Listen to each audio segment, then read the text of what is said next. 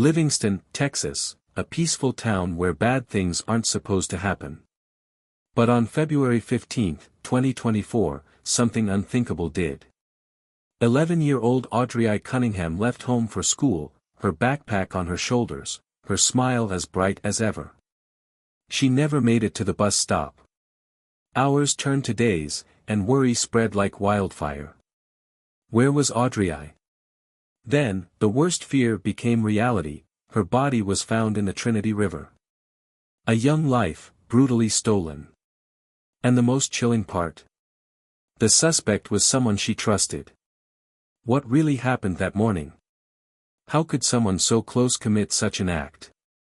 And could this tragedy have been prevented? Stay with us as we uncover the shocking details of Audrey Cunningham's murder. Like, comment, and subscribe to keep stories like Audrey's from being forgotten, because justice begins with awareness. For 11-year-old Audrey Cunningham, it was supposed to be just another morning. She got up, got dressed, and grabbed her backpack, just like she did every school day. She was last seen around 7 a.m., heading toward the bus stop near her home. But something was different that day. At first, no one panicked. Maybe she missed the bus and walked back home. Maybe she stopped by a friend's house. But as the hours passed, worry turned into fear. By the afternoon, Audrey was officially reported missing. Her family was frantic. She wasn't the type to run away. She was a bright, kind, and responsible girl, someone who loved animals, playing outside, and spending time with her friends. Her disappearance didn't make sense.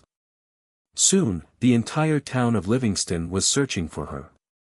Police, volunteers, and neighbors combed through streets, woods, and fields, hoping to find any sign of her. But there was nothing. No footprints, no dropped belongings, no clues. Then, a chilling realization hit.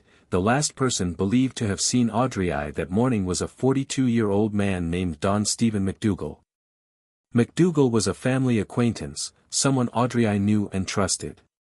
He had a criminal history, including past charges of violence, yet he had been around Audrey and her family for some time.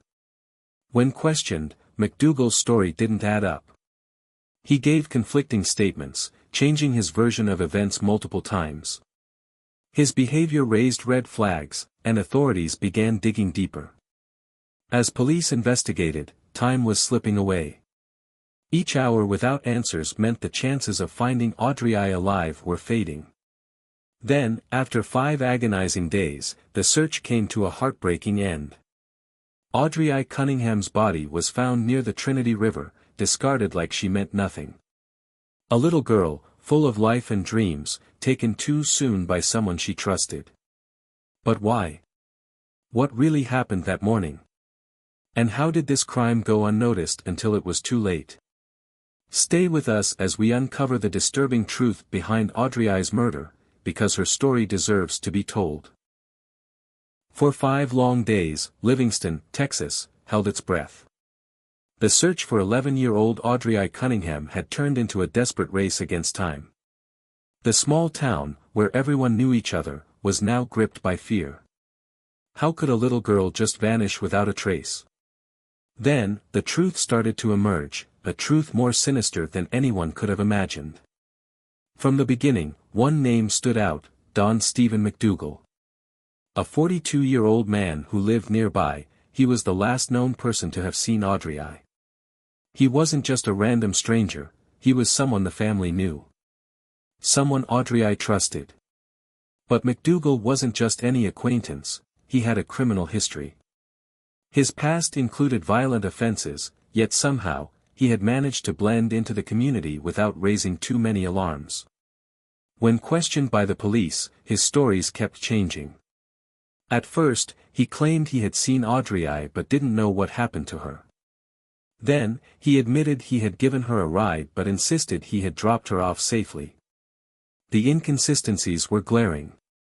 As investigators dug deeper, they discovered something chilling, a trail of evidence that pointed directly to McDougal.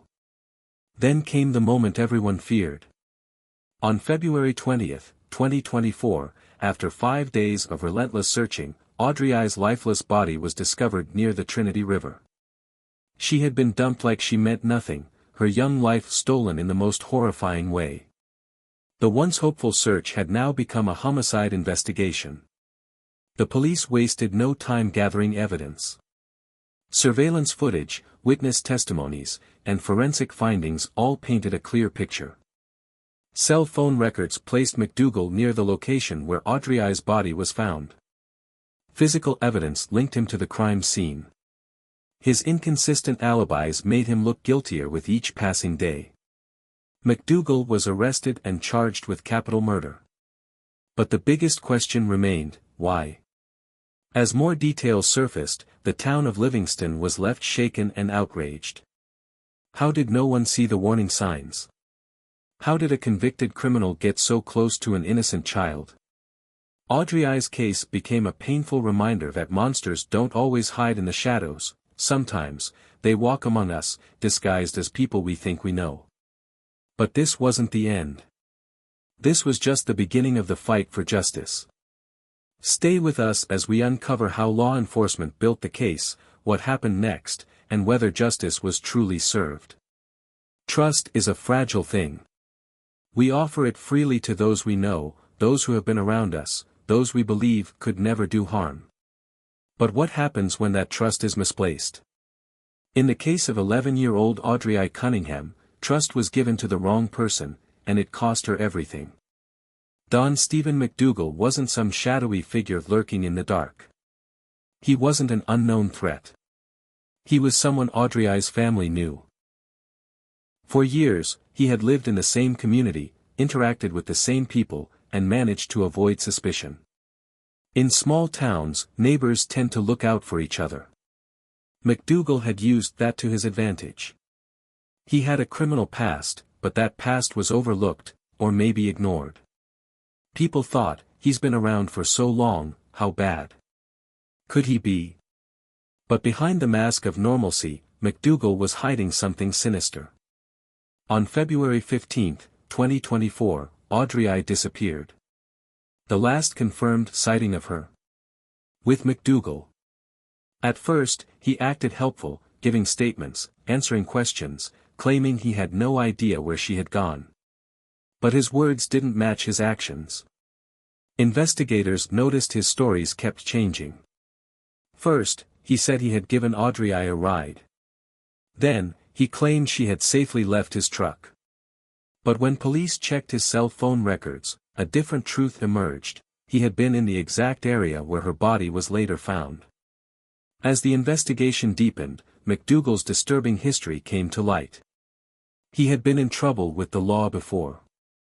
He had violent offenses on his record. Yet, he was still moving freely in society. Still interacting with children. The community was horrified. How had no one questioned his presence?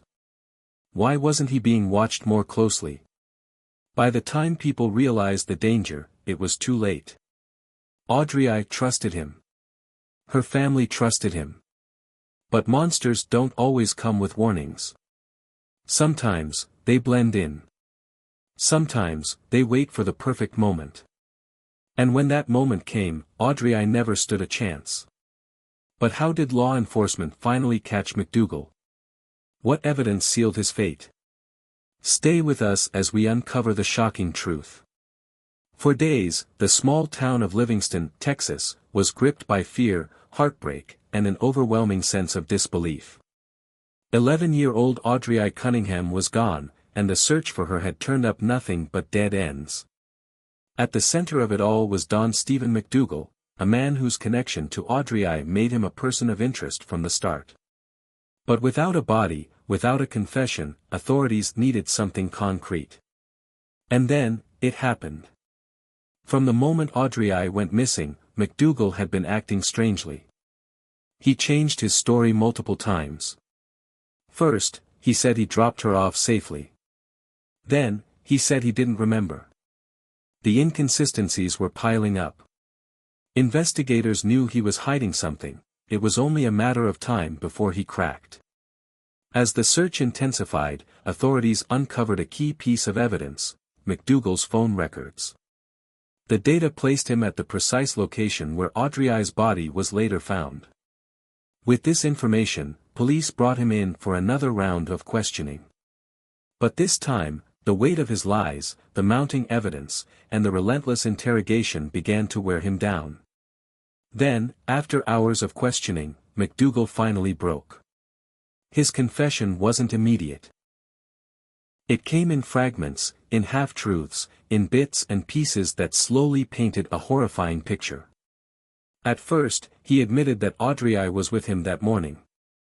Then, he admitted that something bad had happened. And then, finally, he said the words that no one wanted to hear. "She's gone.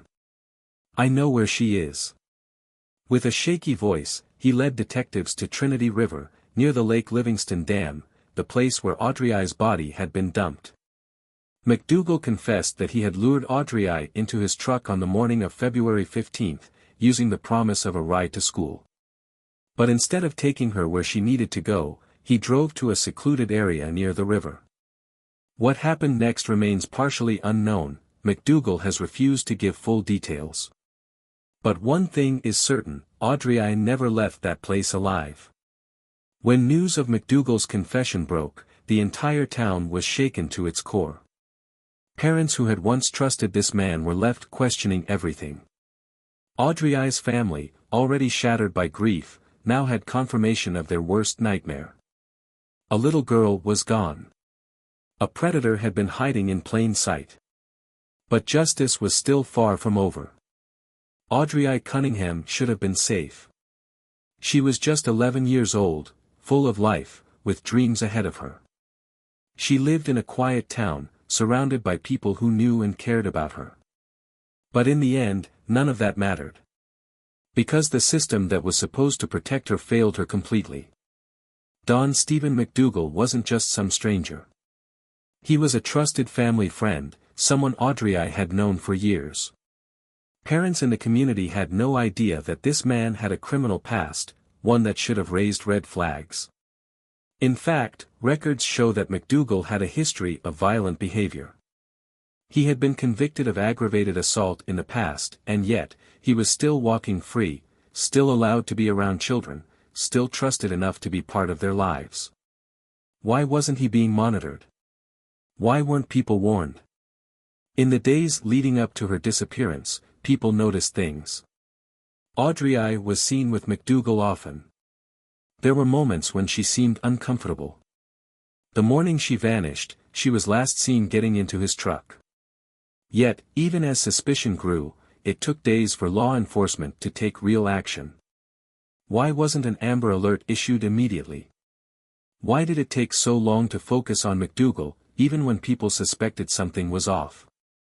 By the time authorities caught up with the truth, it was already too late. Audrey had been murdered and discarded like she didn't matter. But she did matter. She mattered to her family, to her friends, and to everyone who believes that no child should ever be failed like this again. Audrey Cunningham's story isn't just a tragedy, it's a warning.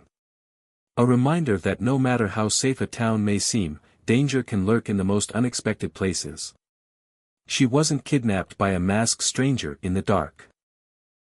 She wasn't taken by someone no one had ever seen before. Her killer was a man her family knew and trusted. That's what makes this case so terrifying. How many times have we let our children walk to a friend's house, believing they're safe? How many times have we trusted a family friend, a neighbor, or even a relative, without questioning their past? Don Stephen McDougal had a violent criminal history. Yet, he was still allowed near children. The system failed Audrey, not because it didn't have the tools to stop him, but because those tools weren't used. Audrey's case isn't the first, and tragically, it won't be the last. Every year, countless children go missing. Some are found, but for many, justice comes too late. So, what can we do? Be aware. Know who is around your children. Demand stricter laws. Background checks should be mandatory. Teach children to speak up. If something feels wrong, they should know they can tell someone. Because no family should have to go through this pain. No child should be failed like Audrii. Audrei's story cannot be forgotten. We owe it to her, and to every innocent child, to fight for a world where this never happens again. If you believe in justice, if you believe in protecting the innocent, share this video. Like, comment, and subscribe. Let's keep this conversation alive. Because silence only protects the guilty.